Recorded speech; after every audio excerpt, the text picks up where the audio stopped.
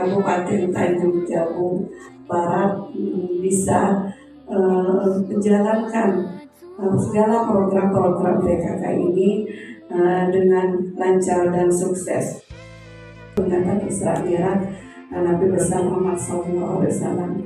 Nah, semoga nanti kalau Ustazah memberikan tausiahnya itu bisa kita tanamkan dalam kehidupan kita sehari-hari, baik dari diri kita sendiri, keluarga kita,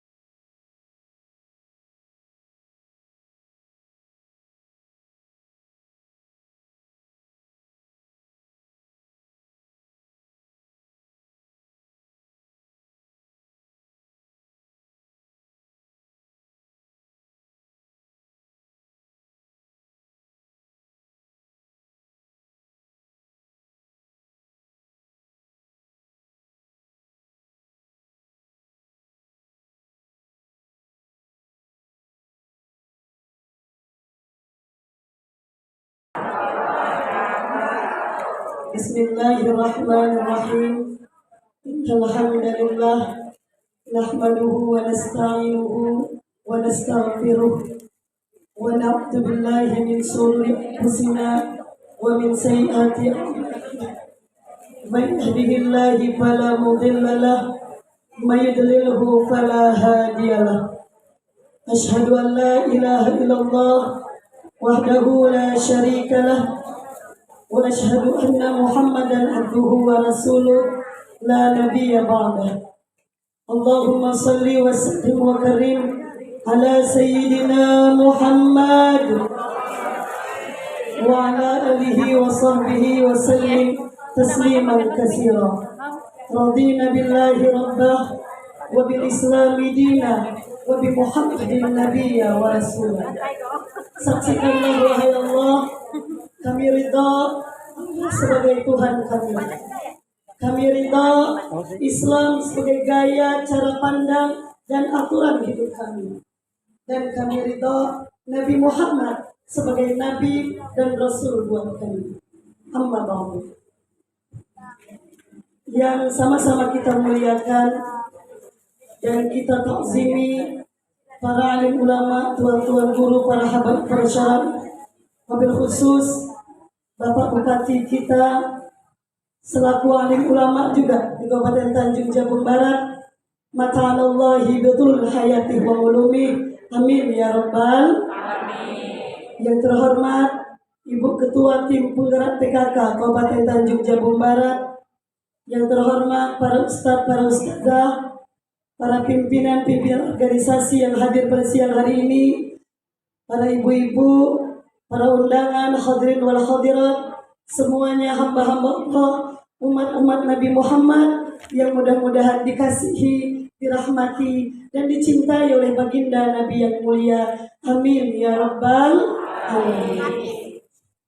Alhamdulillah, segala puji bagi Allah yang teramat baik kepada kita dan juga teramat baik kepada saya. Hingga hari ini Allah berikan nikmat kepada kita untuk bisa berkumpul bersilaturahmi dengan ayah ibu kita, Bapak Bupati dan Ibu Bupati Kabupaten Tanjung Jabung Barat, sehingga kita diizinkan memasuki rumah dinas ini dalam acara agung syiar Islam peringatan Isra wal Mi'raj Nabi Muhammad sallallahu alaihi wasallam.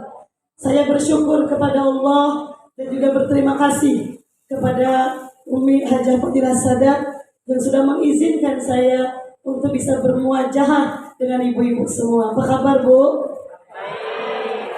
Hari Kamis makan ubi kayu. Ibu-ibu yang manis, I love you. Apa nggak usah? Salawat dan salam kita sampaikan dan kita hadiahkan untuk junjungan kita yang kita berharap juga kasih sayangnya, untuk baginda kita yang kita harapkan syafaat pertolongannya, untuk jantung hati kita yang kita harapkan menjadi umat. Dialah Sayyidina Muhammad sallallahu alaihi wasallam yang kebaikannya, kasih sayang dan cintanya melampaui siapapun yang mencintai kita. Mudah-mudahan pagi hari ini di hari Sayyidul Ayyam Rasulullah tersenyum memandang kita, karena inilah sunnah Rasul, antara rakyat dan umara bisa berkumpul bersama-sama, antara ulama dan umara bisa duduk bersama-sama. Amin ya rabbal alamin.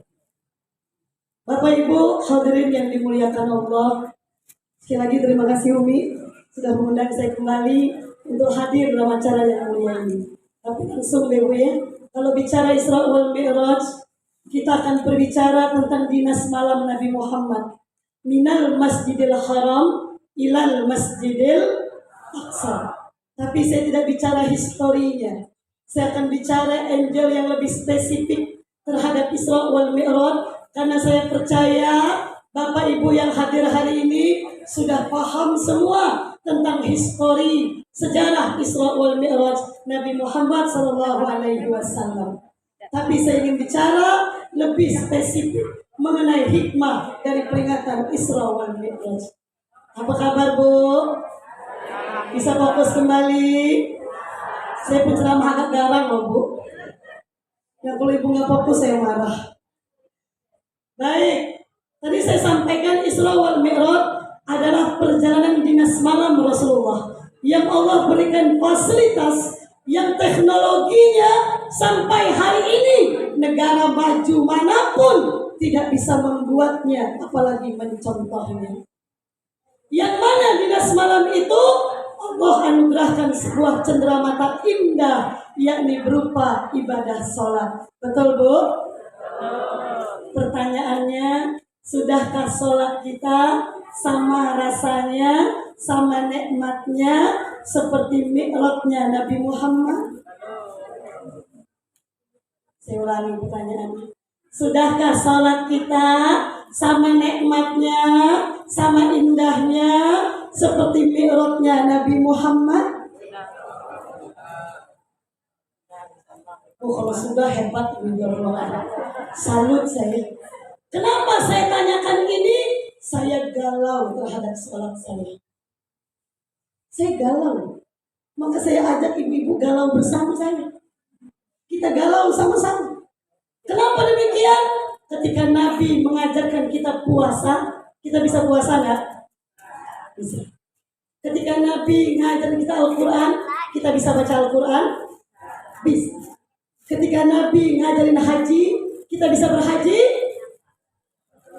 Bisa, walaupun belum bisa. Tunggu jadwal aja insya Allah ya. Tapi ketika Nabi membicarakan mi'rajnya kepada Allah, kita bisa mi'raj? Kita bisa mi'raj? Bisa. Lewat apa? As-salatu mi'rajul mu'minin. Inilah tema kita hari ini Bapak Ibu. As-salatu mi'rajul mu'minin. Salat itu mi'rajnya orang beriman. Saya sebenarnya nggak bisa duduk di kalau ceramah. Saya bisa berdiri. Saya ini ustazah yang agak risih. Saya orangnya agak lenjeh begitu ya. Saya kalau dikukung gitu nggak bisa bergerak saya. Setuju Bu? Nanti kalau dia ngantuk saya jalan ke sana situ. Saya tunjuk saya punya ngantuk. Saya suruh ceramah kan dia. Bu, Ibu, tadi ada ungkapan, bukan hadis ya Bu, ungkapan. Tapi banyak yang ngomong tuh hadis, itu bukan hadis. Itu ungkapan ulama. As-salatu mi'rajul mu'minin. Salat itu mi'rajnya orang beriman. Kenapa ulama mengatakan salat itu mi'rajnya orang beriman? Kita cari persamaannya. Pertama, ketika Nabi dimi'rajkan oleh Allah, Nabi digoda dunia yang berbentuk perempuan tua, pakai gelang, penuh perhiasan, kalung panjang, seksi, manggil-manggil Nabi. Ta'al ya Muhammad, kemana ya Muhammad? Jibril alaihissalam menegaskan, lurus, jalan lurus ya Muhammad, jangan belok, jangan pandang, itu dunia sedang menggodamu. Nabi jalan, ketemu setan namanya jin iblis, memanggil-manggil Nabi, Muhammad, ta'al ya Muhammad. Jibril alaihissalam mengatakan, lurus, jalan lagi, jangan toleh-toleh, itu setan yang sedang menggodamu. Pertanyaannya, ketika kita sholat, digoda dunia sama setan ya Bu? Digoda dunia sama setan ya Bu? Kok sama ya?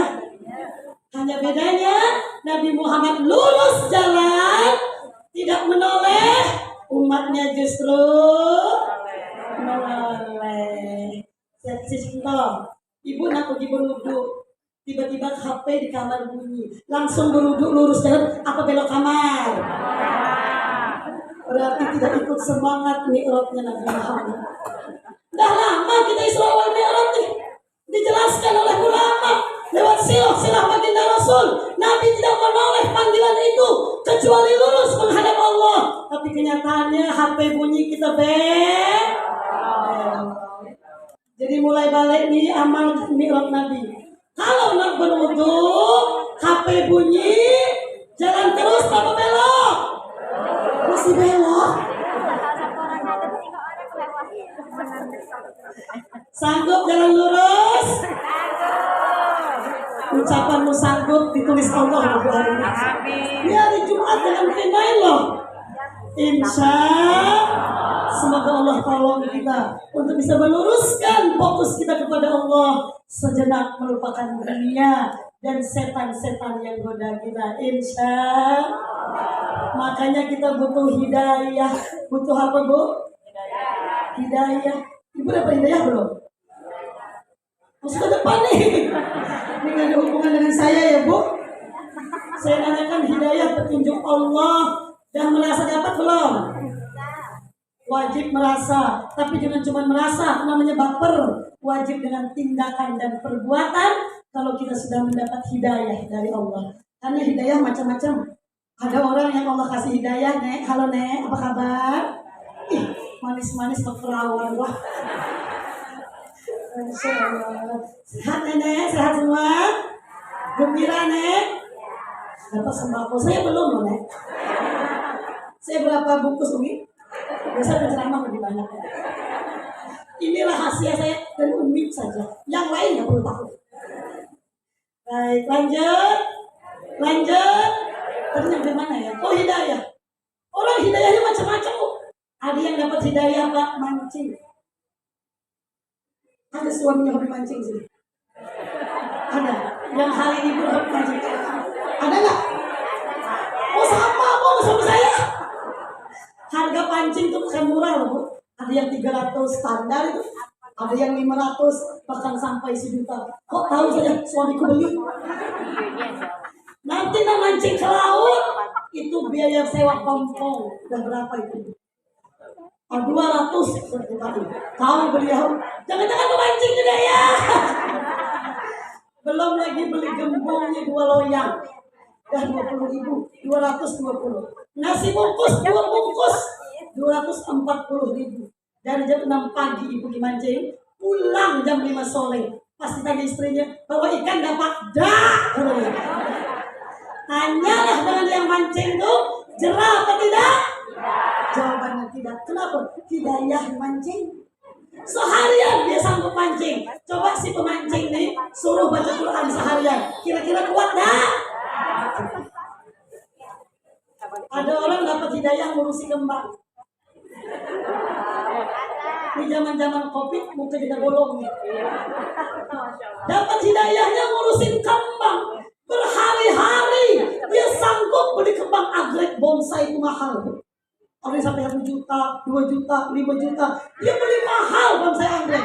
Potnya mahal, pupuknya dirawat, dipeluk, dielus-elus. Bangun tidur, bayangannya anggrek. Mau tidur, ngomong sama anggrek. Tengah hari, jemukin anggrek. Coba tanya mereka, lelah dah? Jawabannya, coba suruh mereka sholat. Pasti lelah. Kalau sebanyak mereka ngurusi anggrek, sebanyak itu mereka sholat, pasti jawabannya lelah. Kenapa ngurusin anggrek nggak lelah? Hidayahnya pada ngurusin anggrek. Tapi ada orang yang hidayahnya memang di agama. Contohnya Imam Syafi'i rahimahullah. Selama bulan Ramadan, beliau bisa menghatamkan Al-Quran sebanyak 60 kali. 1 kali khatam siang, 1 kali khatam malam. 30 hari, 60 kali khatam. Coba angkat tangan ibu-ibu yang hadir di sini. Siapa yang Ramadan tadi khatam 10 kali? Ada? Ada nggak Bu? Kelihatan dari wajahnya ada. Makanya saya nanya, emang kelihatan nggak ada? Tanya saya ada? Enggak juga sama. Bapak dia sampai 10 kali Pak khatam Ramadan tadi? Enggak. Kenapa? Ya emang kita baru lihat Quran aja udah berkunang-kunang begitu. Astagfirullahaladzim. Itu belum dibaca ya Bu, Masya Allah. Tapi Imam Syafi'i menjadikan Al-Quran kesenangan buat beliau. Menjadikan Al-Quran hiburan buat beliau. Inilah namanya hidayah yang Allah turunkan kucurannya pada Imam Syafi'i. Bak air hujan yang turun melimpah pada diri beliau. Mudah-mudahan habis perayaan ini balik ke rumah, hidayah pun makin deras turunnya kepada kita. Inayah dari Allah. Amin ya Rabbal. Yang kedua, Nabi waktu malam Isra wal Mi'raj sebelum jumpa Allah dibersihkan dadanya. Bukan karena hati Nabi kotor. Ulama berbeda pendapat. Yang pertama ingin tambah membersihkan. Yang sudah bersih ingin tambah dibersihkan. Pendapat yang pertama. Pendapat yang kedua, bukan dibersihkan, tapi ditambah nubuah kenabiannya, nur kenabiannya, agar tambah kuat magnetnya kepada Allah Subhanahu wa Ta'ala. Dua-duanya kita yakini pendapatnya benar. Setuju Ibu? Setuju Bu? Kita kalau mau menghadap Allah sholat, bersih badan dah? Bersih zahir batin dah? Lewat apa? Lewat apa? Wudu. Berarti sama dong antara mi'raj dengan sholat. Betul? Hanya kata Imam Ibnu Jauzi, berhati-hatilah dalam wudu itu ada setan yang mengganggu, namanya walhan. Siapa namanya Bu? Ibu sudah kenalan? Balik dikenalkan. Apa ciri-ciri orang yang ketika wudunya diganggu walhan? Imam Ibnu Jauzi meriwayatkan yang pertama, ciri orang berwudu kena ganggu walhan, yaitu adalah ketika mereka berwudu ada rasa was-was di hati. Dah cuci muka, dah cuci tangan, tiba-tiba terbayang, nah aku udah niat belum deh? Dia mengulang lagi wudunya. Pernah begitu? Pernah begitu? Yang pernah berarti wudunya dalam tipu daya walhan. Jadi macam mana? Niat tuh di awal, bukan ingat tengah-tengah. Jadi kalau nanti berwudu dan cuci muka, cuci tangan, walhan bilang belum berniat. Jawab sudah. Jelas tuh. Karena jangan mengulang-ulang wudu. Itu kebiasaan yang tidak bagus kata ulama. Yang ketiga, Nabi Mi'raj berjumpa Allah, kita salat pun berjumpa Allah. Alladzina yadhunnuna annahum mulaqu min rabbihim. Mereka yang khusyuk salatnya, mereka yang seolah-olah berjumpa dengan Tuhannya. Berarti Mi'raj dan salat sama, walaupun dalam frekuensi yang berbeda. Jelas? Jelas? Sekarang mari kita testimoni antara sholat kita dengan sholat para ulama. Saya mulai yang pertama dari sholatnya para sahabat. Saya ambil namanya sahabat Abbad bin Bishri radhiyallahu an. Siapa namanya, Bu? Kenapa saya ulang-ulang? Depan saja banyak perawan supaya lebih ingat. Ulang nih cerita dengan suami dan cerita dengan anak. Siapa namanya, Ibu? Abbad bin Bishri radhiyallahu an yang Nabi tugaskan menjaga pasukan Muslim. Lihat, kata Abbad bin Bishri, aku menjaga pasukan Islam mengantuk. Lalu aku ambil wudhu dan aku sholat, menjadi segarlah tubuhku. Lihat bedanya. Abbad bin Bishri ngantuk, ambil wudhu segar, sholat tambah segar, hilang ngantuk. Coba kalau kita macam mana?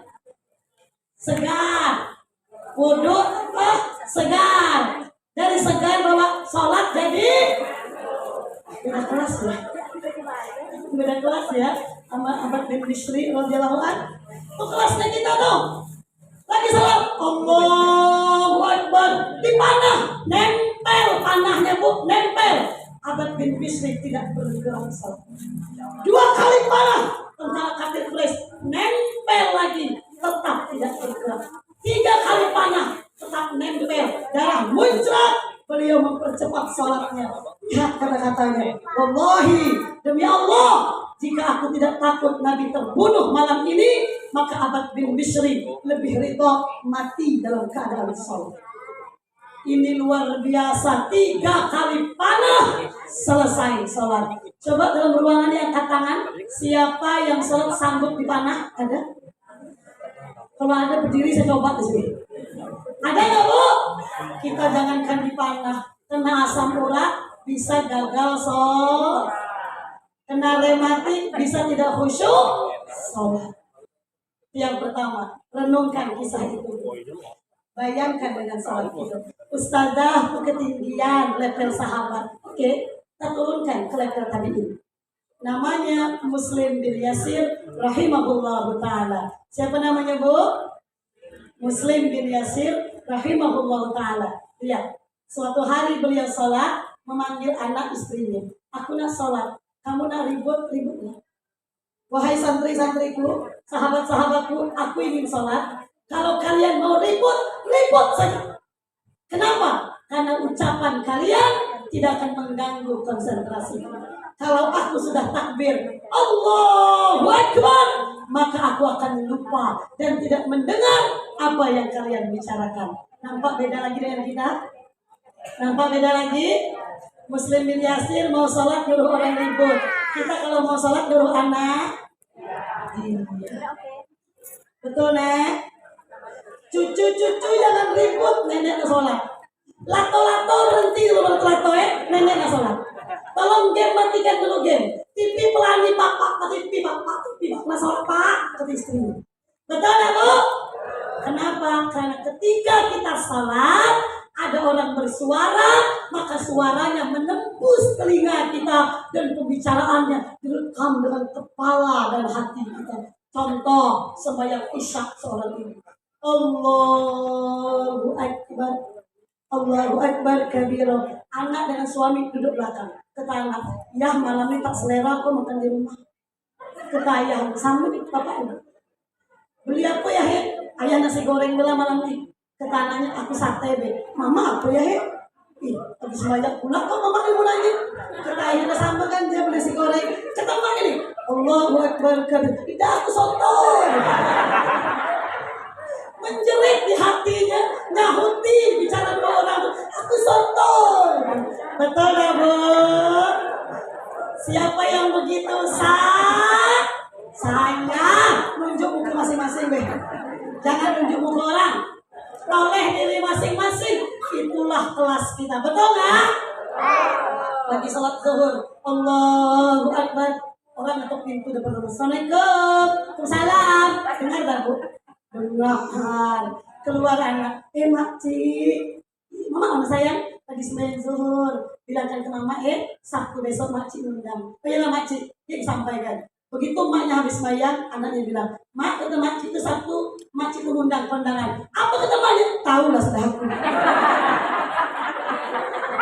Dia sudah tahu emang. Karena la ilaha illallah. Inilah Bapak Ibu yang membuat saya galau terhadap sholat saya ketika saya mentestimoni sholat saya dengan sholat para ulama. Oke, ketiga, biar testimoni gitu. Ulama, tadi kelas sahabat sudah, kelas tabi'in sudah, kelas ulama. Namanya Imam Bukhari rahimahullahu ta'ala. Siapa yang tak kenal beliau? Perawi hadis terbaik dunia. Lagi salat, Allahu Akbar, lagi baca Fatihah, tiba-tiba 17 tawon zanbur, tawon Arab menggigit beliau dalam manakib beliau 17 sengatan. Ini bukan tawon tungkal ya bu, bukan tawon Sungai Sareng, bukan tawon Pemegis, bukan tawon Manunggal. Ini tawon Arab namanya zanbur, 17 sengatan. Imam Bukhari tidak bergerak dari sholat. Habis sholat baru beliau panggil santri. Tengok belakang akunya ada apa nih? Kok ada rasa benjolan? Hanya merasakan benjolan. Padahal kata orang Arab, zanbur itu satu sengatannya bisa memutihkan seluruh rambut di kepala. Testimoni dengan saya gitu. Jangankan tawon gigit, baru lewat. Bismillahirrahmanirrahim.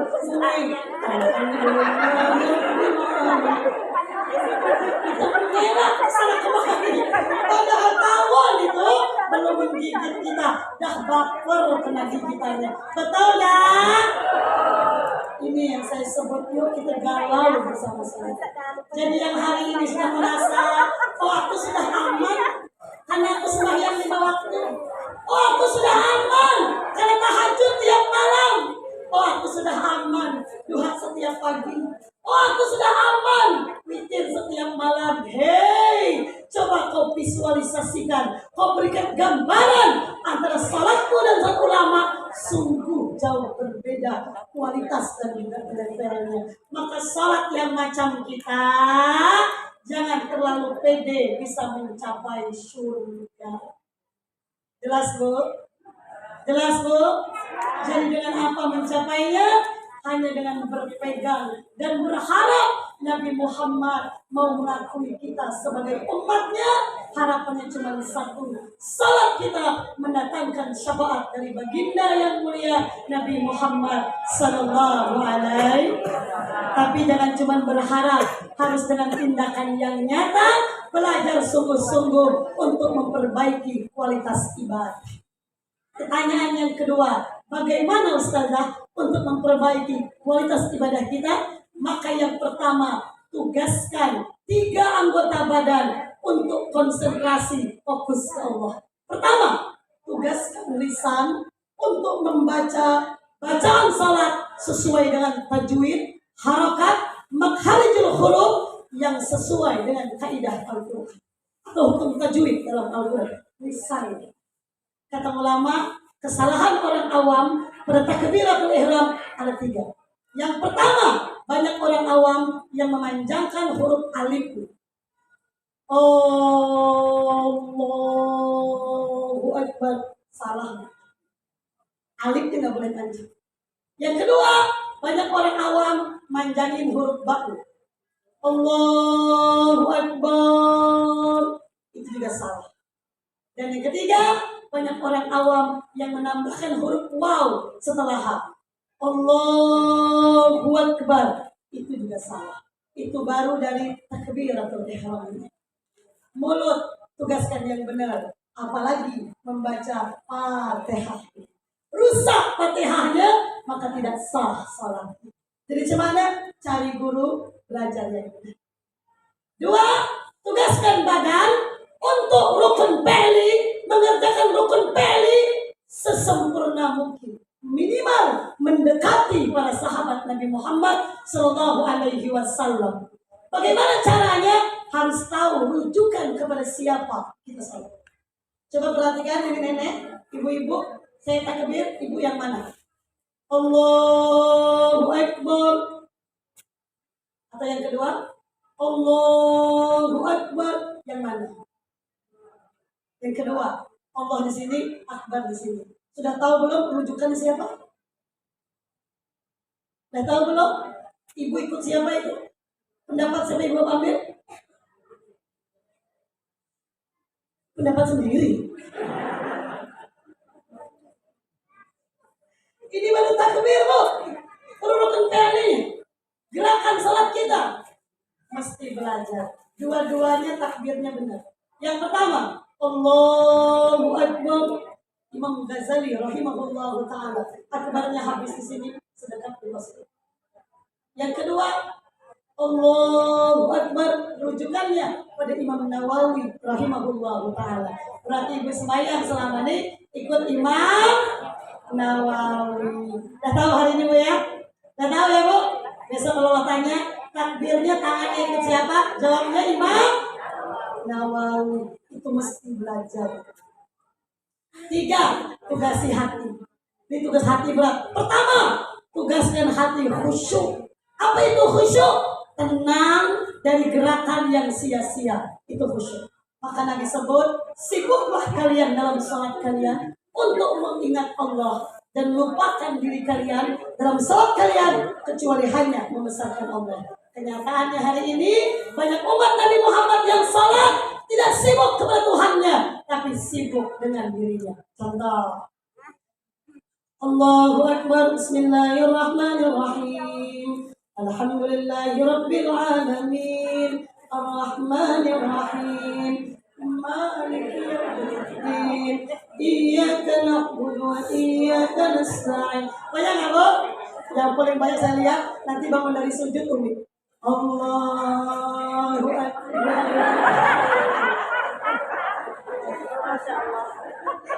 Ini dari gerakannya saja dah nampak dah tak khusyuk.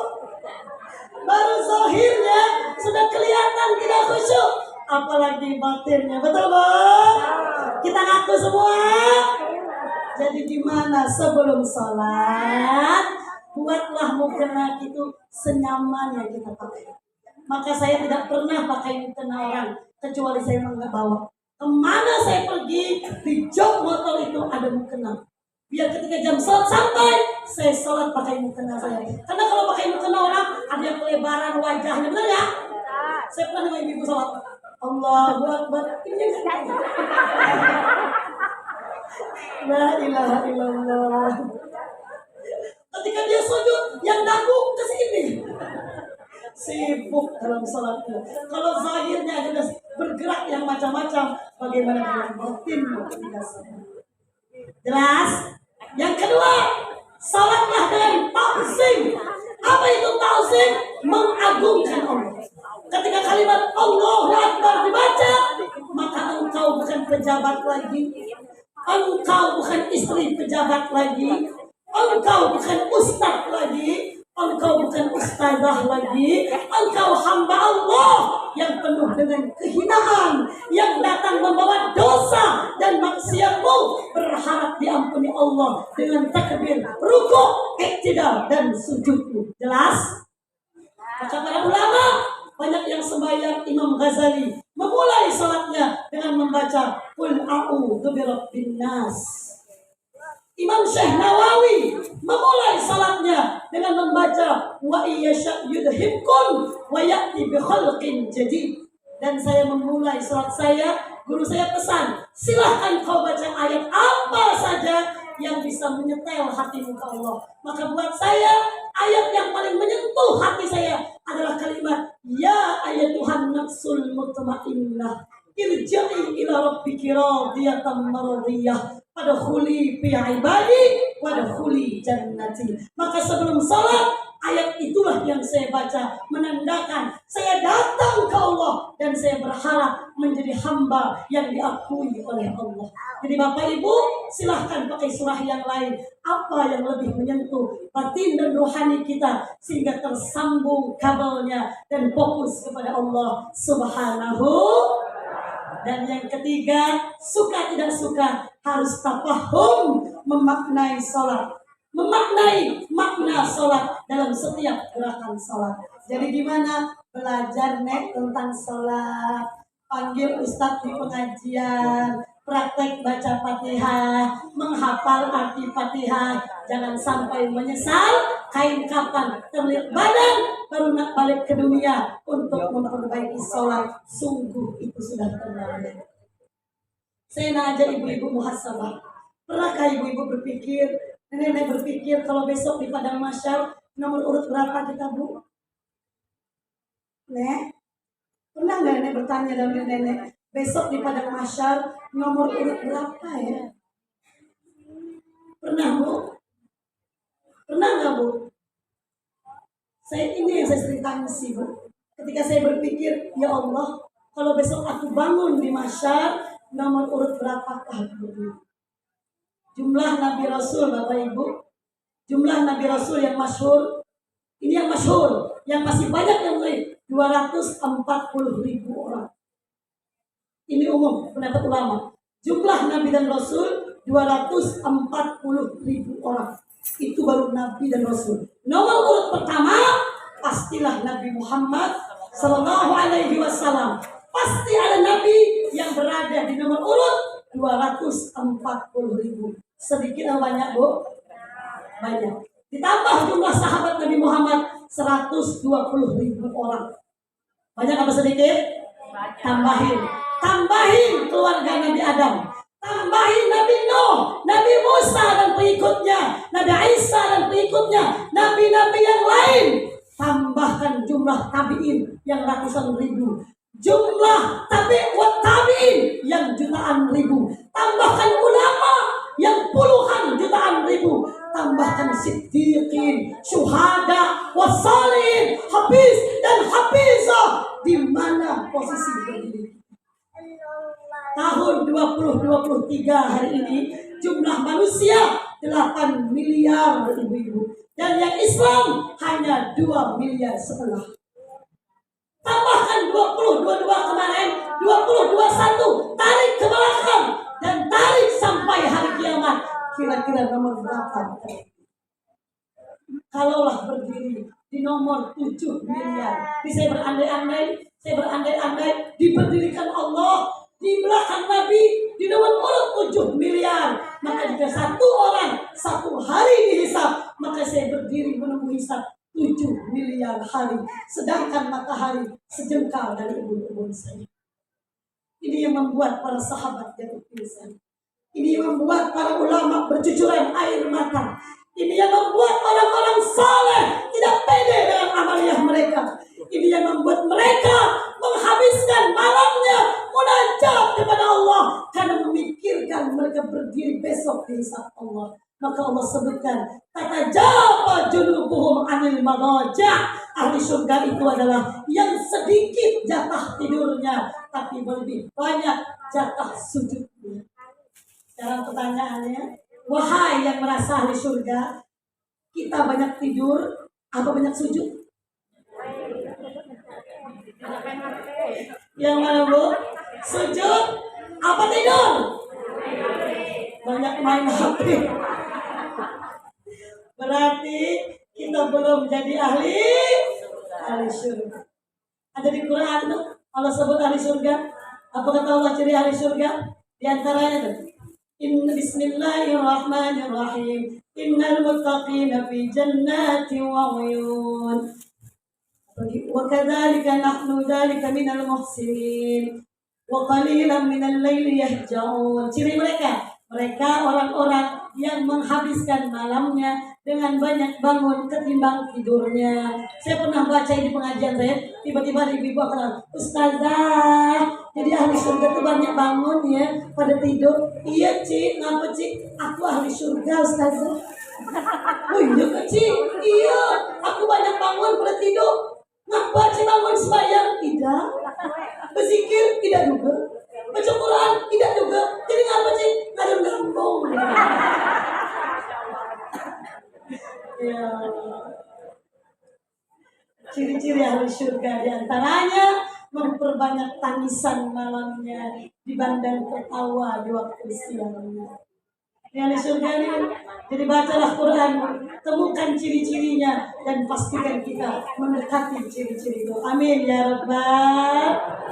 Maka lihat antara sholat dengan kesolehan vertikal maupun horizontal berbanding lurus.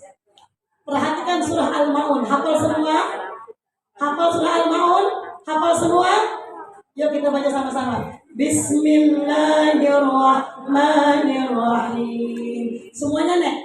Ara'aital ladzi yukadzibu bid-din, fadzalikal ladzi yad'ul yatim wa la yahuddu 'ala ta'amil miskin. Fawailul lil musallin alladzina hum an salatihim sahun alladzina hum yura'una wa yamna'una al-ma'un.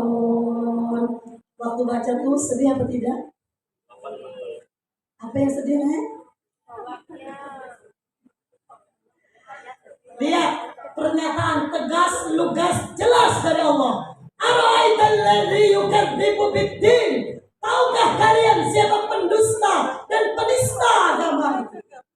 Allah tanya balik, siapa ya Allah? Fadzalikal ladzi yad'ul yatim. Mereka orang-orang yang jahat dengan anak yatim, kasar, menghardik mereka, tak peduli dengan urusan mereka. Wala yakhudu ala ta'amil miskin. Dia tak memberi orang-orang miskin makanan, padahal bersebelahan dengan rumahnya. Kenyang perutnya, lelap tidurnya, tetangganya tidur dalam keadaan lapar. Dialah penista agama. Fawailul lil musallin. Maka celakalah mereka yang salat. Yang salat menghardik anak yatim, yang salat pelit dengan orang miskin. Allah sampaikan celaka mereka yang salat. Siapa dia? Yang lalai dari memahami konteks salatnya kepada Allah. Alladzina hum yura'un. Dia orang-orang yang riak ketika berbuat kebaikan. Wa yamna'unal ma'un. Rumah mereka dipenuhi barang-barang yang berguna, tapi mereka tidak membaginya kepada sesama. Banyak baju yang gak terpakai, bongkar lemari bulan nih. Cari baju yang masih bagus, tak sesuai dengan size dan kita dah kumpulkan masuk kotak. Sebelum datangnya malam nisfu Sya'ban, lapor kita akan dilaporkan ke Allah.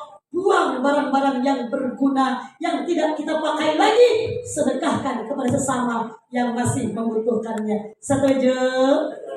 Setuju? Siap narik jilbabnya balik nih? Siap ngambil baju di lemari balik nih?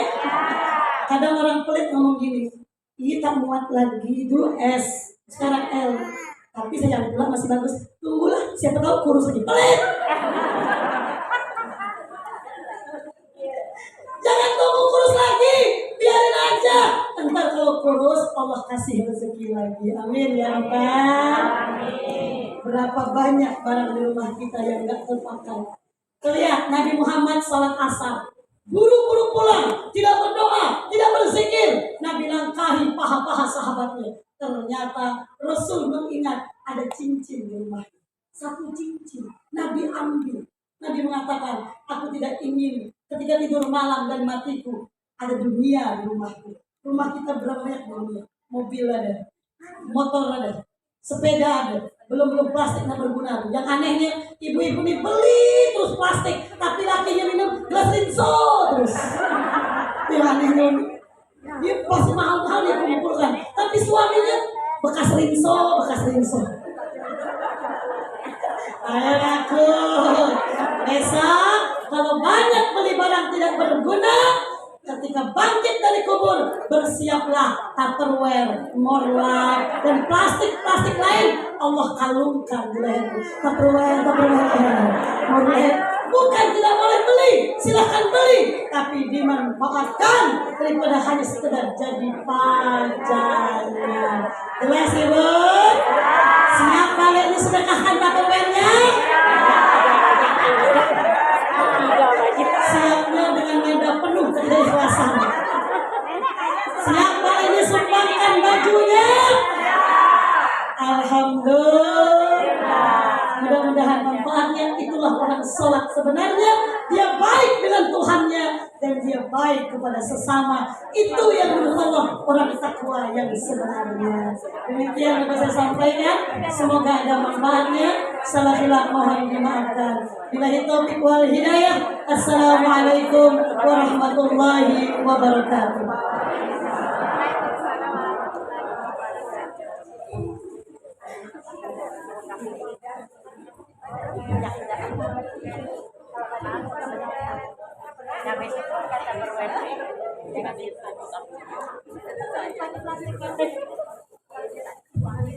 Berikutnya pembacaan doa yang akan disampaikan oleh Ustaz.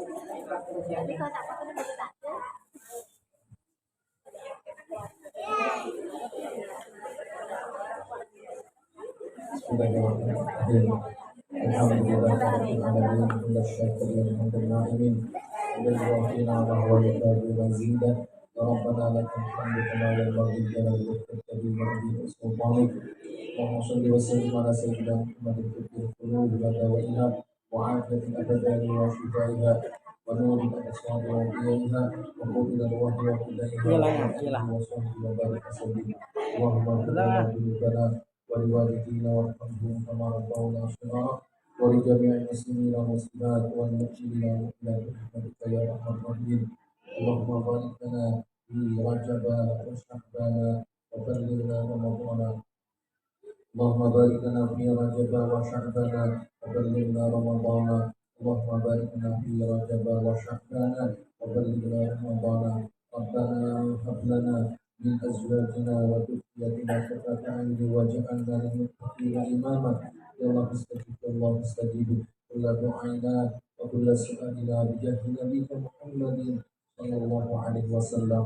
اللهم ألف بين قلوبنا وأصلح ذات بيننا واهدنا سبل السلام ونجنا من الظلمات إلى النور وجنبنا الفواحش ما ظهر منها وما بطن وبارك لنا في أسمائنا وأبصارنا وقلوبنا وأزواجنا وذريتنا واجعلنا شاكرين لنعمتك مسلمين بها عاقبين لها.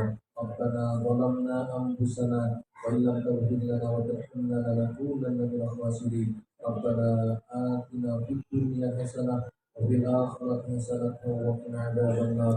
وصلى الله على سيدنا محمد عبدك ورسولك النبي وعلى آله وصحبه وبارك وسلم. بحق سبحان ربك رب العزة عما يصفون وسلام على المرسلين والحمد لله رب العالمين. تقبل الله منكم.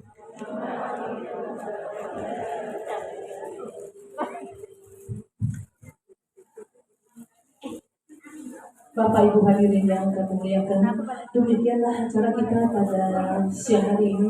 Semoga Allah Subhanahu wa taala melimpahkan rahmat dan taufik kepada kita semua. Terima kasih atas kehadiran Bapak Ibu sekalian. Mohon maaf atas segala kekurangan kami. Akhirul kalam. Wabillahi taufiq wal hidayah. Assalamualaikum warahmatullahi